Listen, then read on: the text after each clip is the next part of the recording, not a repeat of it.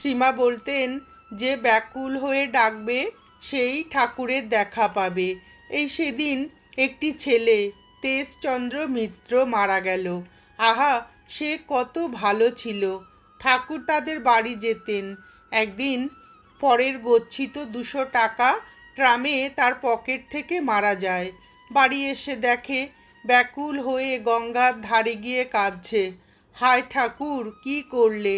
তার অবস্থাও তেমন ছিল না যে সে নিজে ওই টাকা শোধ করবে। আহা, কাঁদতে কাঁদতে দেখে ঠাকুর তার সামনে এসে বলছেন, কাঁদছিস কেন? ওই গঙ্গার ধারে ইট চাপা আছে, দেখ। সে তাড়াতাড়ি উঠে ইটখানা তুলে দেখে সত্যই 1 তারা নোট। শরতের কাছে এসে সব বললে।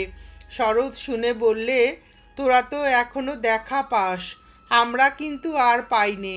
ওরা পাবে কি? ওরা তো দেখে শুনে এখন গ্যাঁট হয়ে বসেছে।